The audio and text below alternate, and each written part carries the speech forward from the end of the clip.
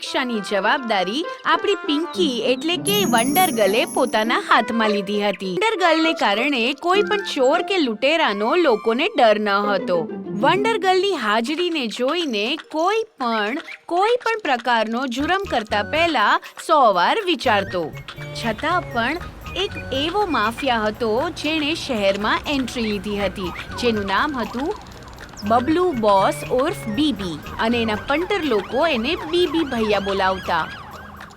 BB ભાઈ, મને એક વાત ખબર નથી પડતી. અંડરવર્લ્ડમાં તમારું આટલું મોટું નામ છે, તો પણ તમે આ ઝાડને કપાવીને ઇલીગલ તરીકેથી વેચવામાં પડ્યા છો, કેમ? આ કિડનેપિંગ અને મર્ડર જેવા નાના મોટા કામ હું નથી કરતો. મને તો આ ઝાડમાં ઇન્ટરેસ્ટ છે. બબલુ બોસ ઉર્ફ બીબી ભૈયા એક જ જગ્યાને ટાર્ગેટ કરતા અને ત્યાંના બધા જૂના ઝાડ કાપીને એની વિદેશમાં સ્મગલિંગ કરતો હતો. બીબીને આ કામ બહુ ગમતું હતું.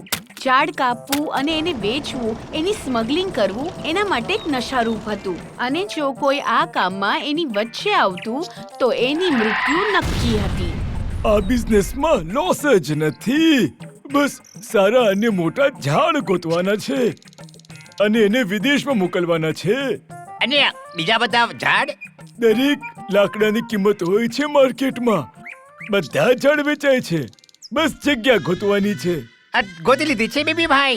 બસ તમે ચાલો. દત્તુએ બીબી માટે એક એવી જગ્યા શોધી હતી જ્યાં એ હજારો ઝાડ કાપીને વિદેશ લઈ જઈ શકે.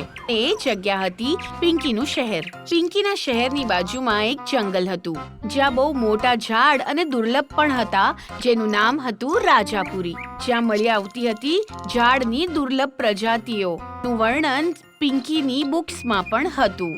તો સ્ટુડન્ટ્સ, આજે હું તમને વન વિશે જણાવીશ. કયું વન ટીચર?